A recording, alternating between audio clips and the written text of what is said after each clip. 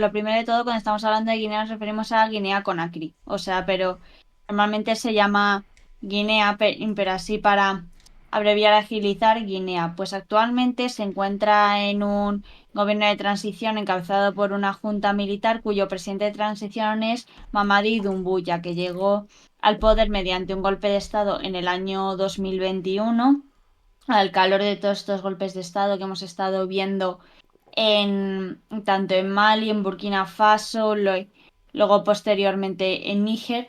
Pero este golpe de Estado en Guinea también se fue como alejando de la órbita francesa y acercándose más los modelos de Guinea y de Mali y de Burkina Faso.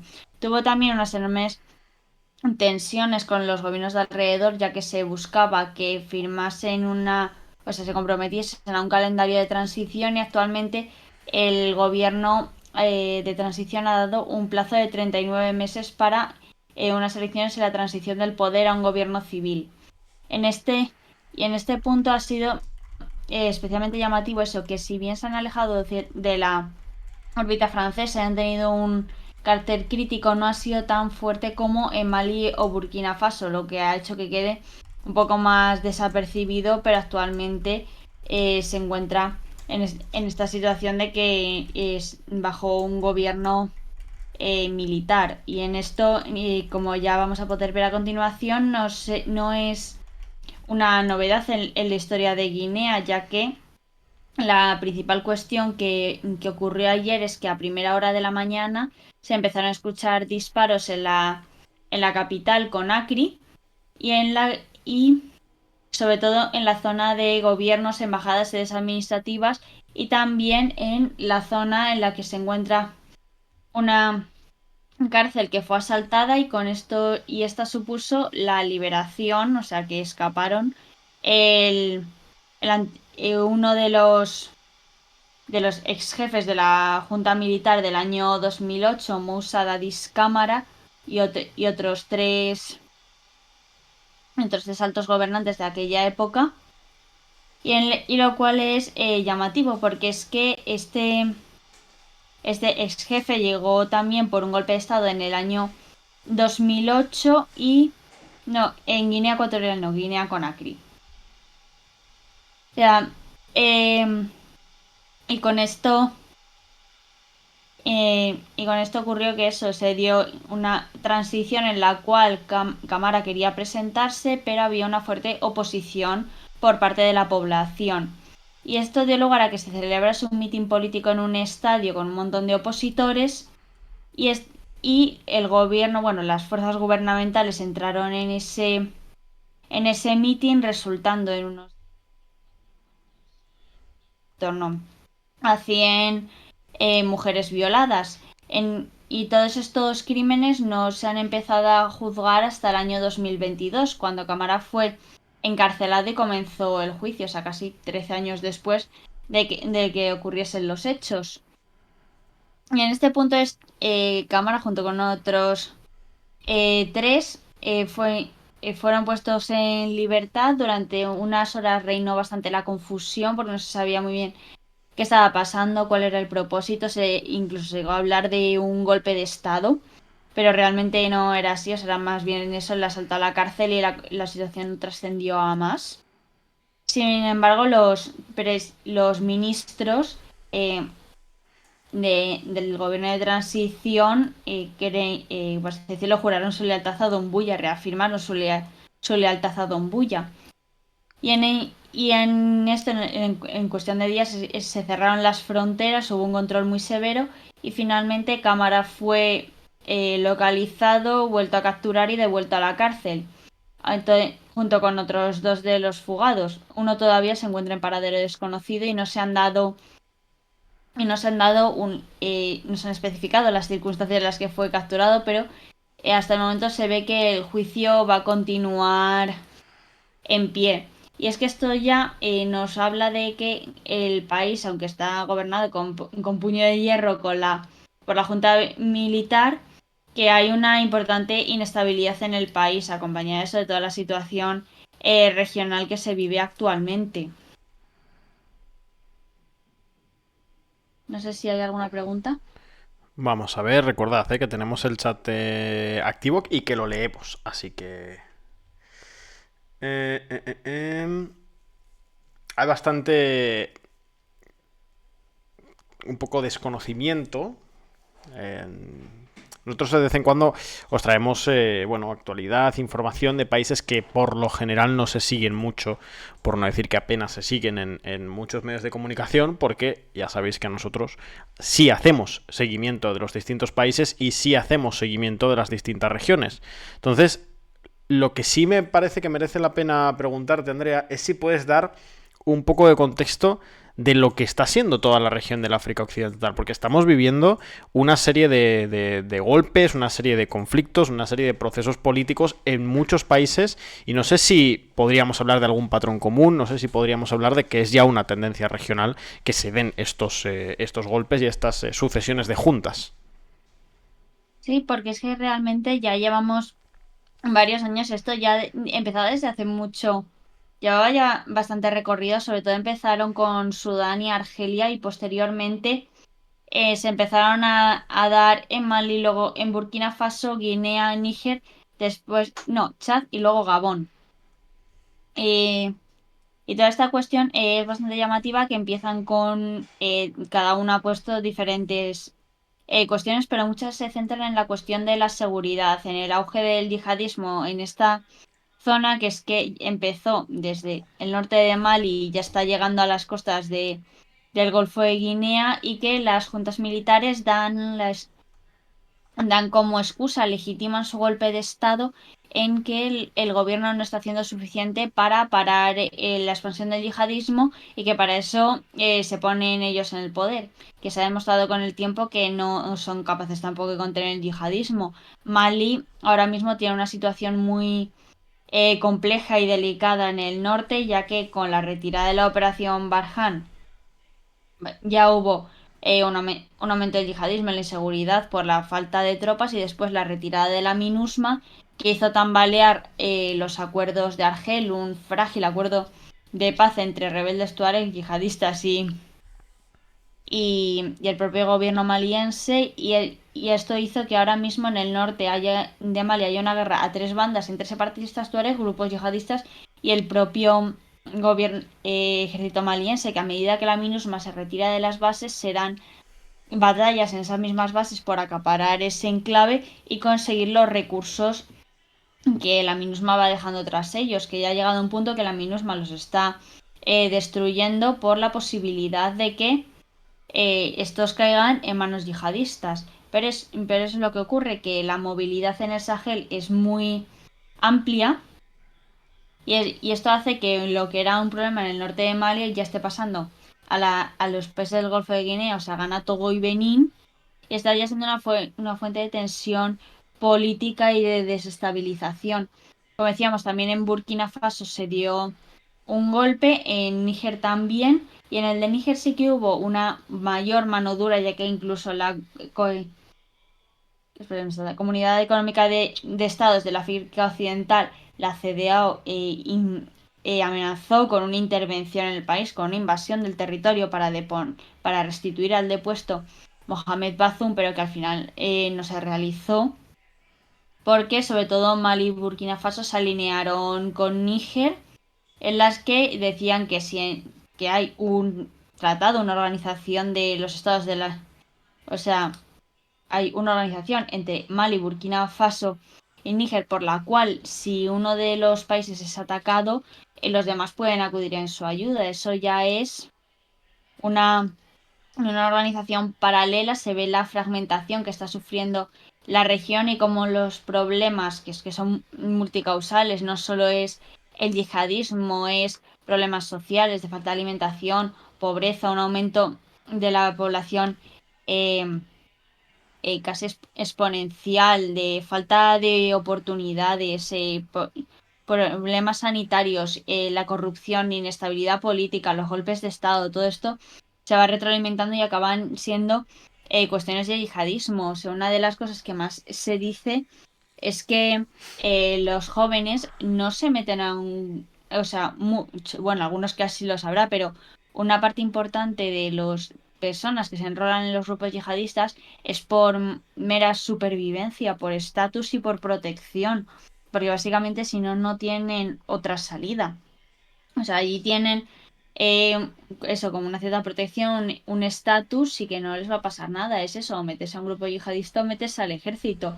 Porque es que estos estados, básicamente los estados del Sahel no existen mucho más allá de la capital. El resto está controlado por etnias, señores de la guerra, grupos yihadistas, crimen organizado. Es una tierra de nadie en la que confluyen diferentes actores y toda esta inestabilidad ya va permeando hasta que llega a países eso, como Guinea, en la que se dio un golpe de estado y en todos estos se está viendo una rotación, o sea, un cambio en las alianzas del antiguo líder que era, bueno, antiguo líder no, aliado, que era Francia, el aliado histórico, que tenía una gran capacidad tanto política, económica y militar, como por ejemplo la Operación Barkhane ya no se está dando tanto así porque los países rechazan más esa intervención y parece ser que más bien la estrategia francesa está siendo dar el Sahel por perdido y ponerse en los países del Golfo de Guinea, más pequeños,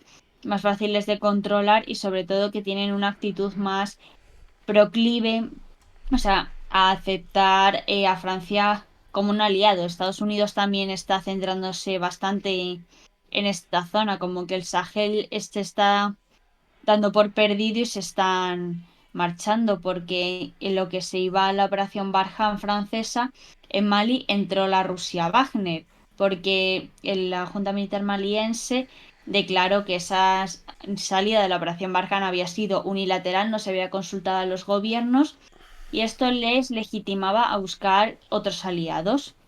Y en esos aliados se encontraron a los rusos y también a otros que les vendían normalmente, como venían a ser los turcos.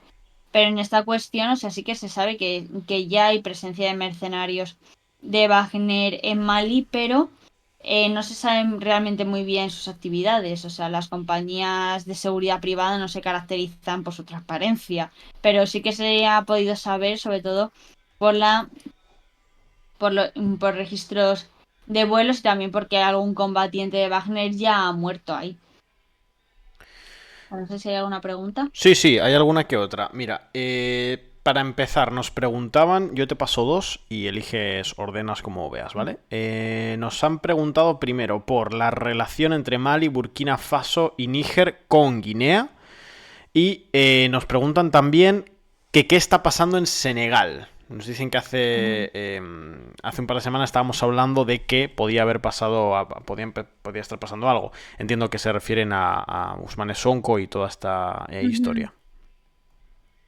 Sí, pues empiezo por la relación de Mali, Burkina Faso y Níger con Guinea. Pues la relación es buena, es eso. Guinea no se ha ido tan al lado prorruso como se han ido Mali y Burkina Faso y tampoco se ha ido Níger mucho al final. O sea, es más bien un rechazo como a Francia. No es que luego se vaya por defecto a coger a Rusia como aliado, sino es más un rechazo a Francia.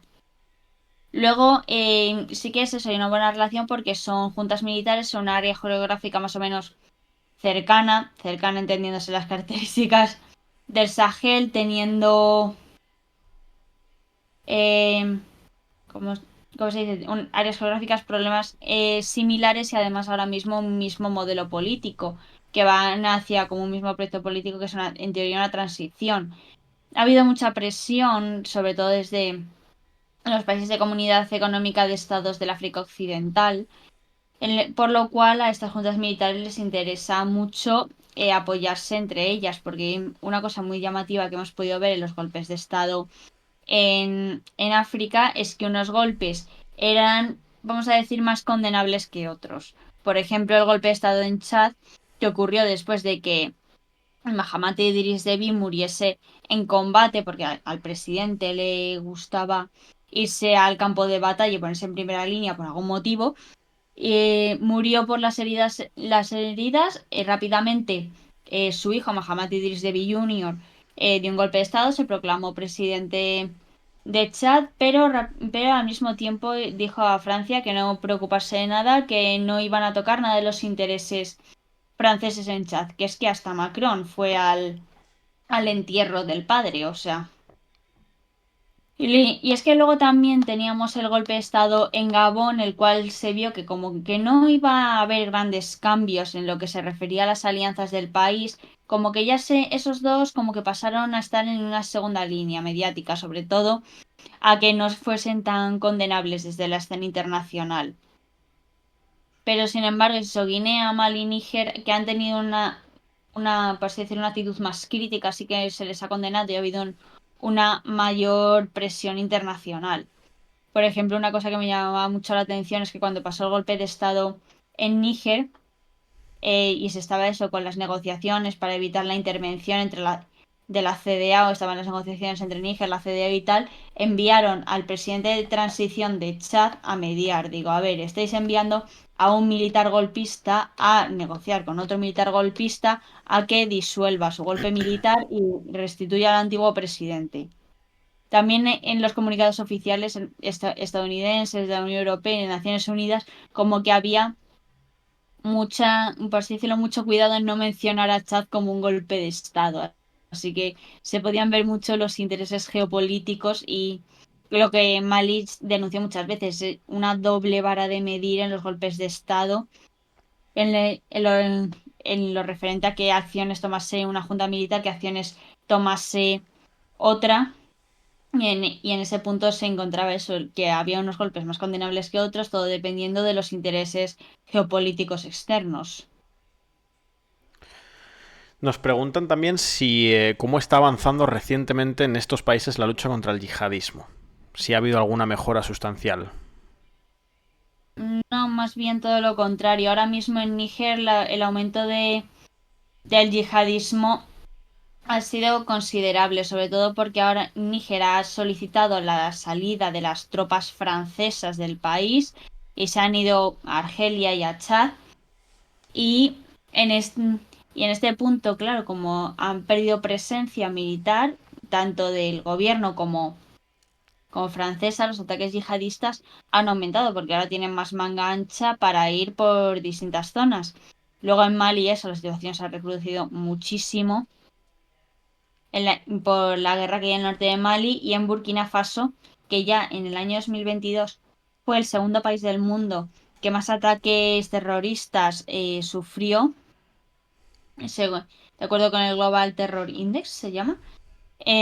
Fue el segundo país del mundo y es que se ve que como en el mapa, en los ataques, como van desde el norte de Burkina Faso, ya han llegado hasta el sur y ya los países del Golfo de Guinea los están mirando con mucha preocupación porque antes lo que ocurría era que los grupos yihadistas traspasaban las fronteras, hacían un ataque que normalmente no era de mucha envergadura y se replegaban, pero es que ahora están poniendo puestos ya enclaves en los propios territorios, o sea, y es que muchas veces nos preguntan que qué grupos yihadistas están en el Golfo de Guinea. Son los mismos que están en Burkina Faso, en Mali y en Níger. O sea, son el mismo grupo que se mueve de una frontera a otra porque no hay control alguno. Es imposible con los medios que tienen los países del Sahel controlar todas las fronteras. Es prácticamente imposible. Ni el G5 Sahel tiene una fuerza de control de fronteras porque es prácticamente eso, imposible tenerlo todo controlado.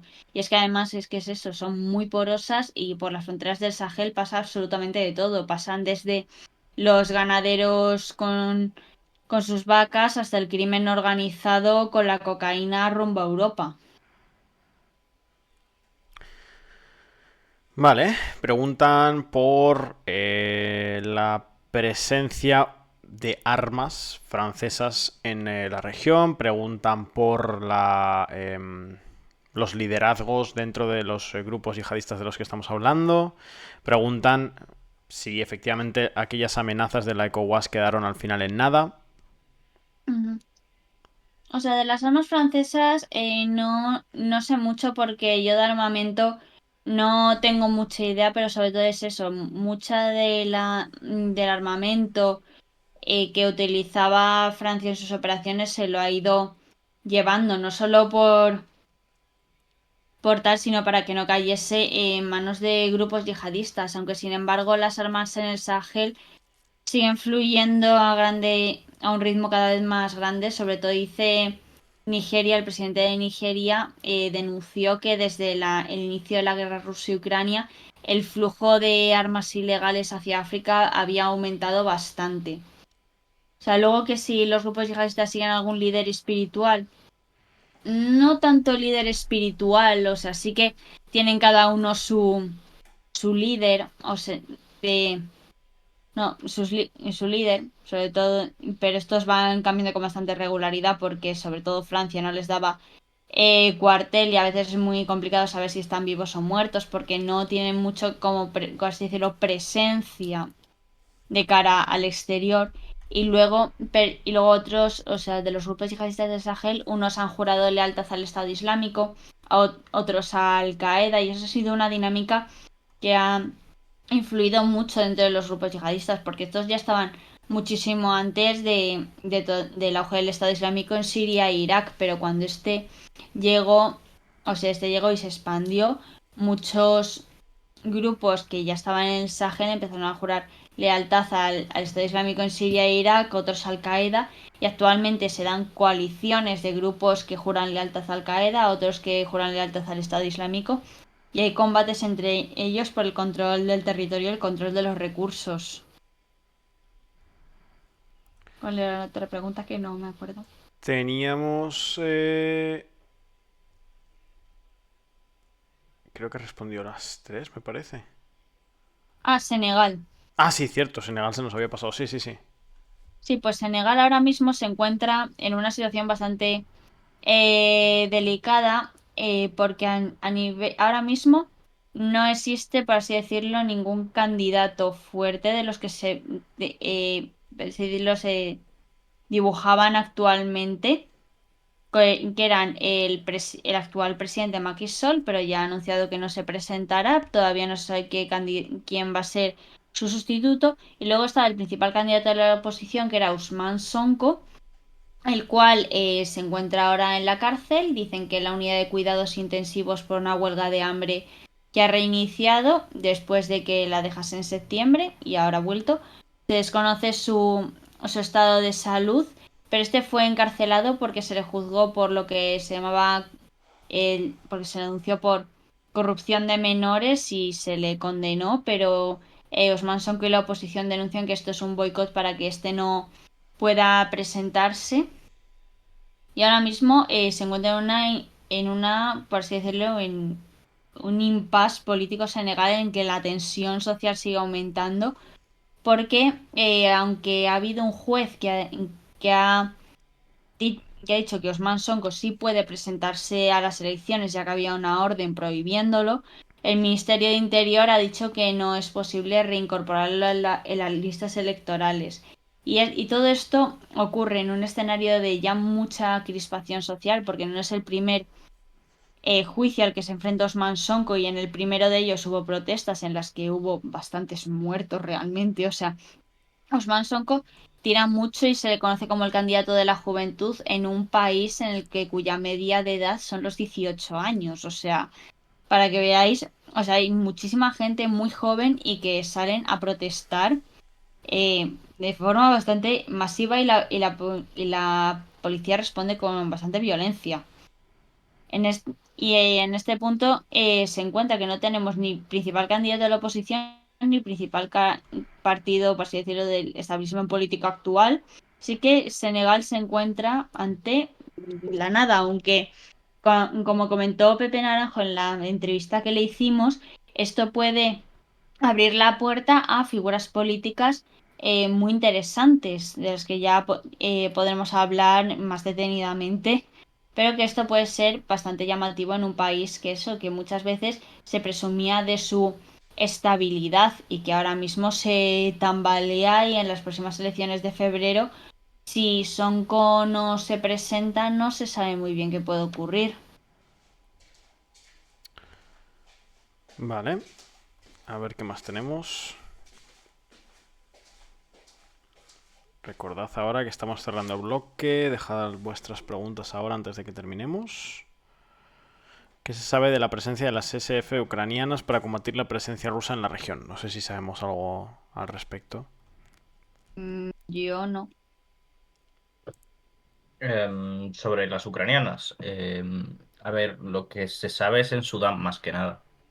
En Sudán se ha informado de utilización de drones que son drones que se han utilizado en Ucrania, muy similares a los que utiliza el ejército ucraniano, y además se han publicado vídeos de la utilización de esos drones, vídeos digo internos, ¿no? Como cuando publicas un vídeo del punto de vista del dron, ¿no?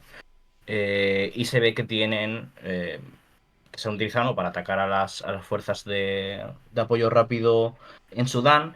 En la cámara, ¿no?, que se ve pues ciertas letras. Esas letras están en cirílico, ¿no? Eh, y lo que se sospecha, por lo tanto, es que claramente serían drones ucranianos de fuerzas especiales que se han enviado allí para combatir del lado del ejército sudanés en apoyo contra las fuerzas de apoyo rápido que estaría apoyando Wagner. Al menos hasta septiembre lo estaba apoyando Wagner.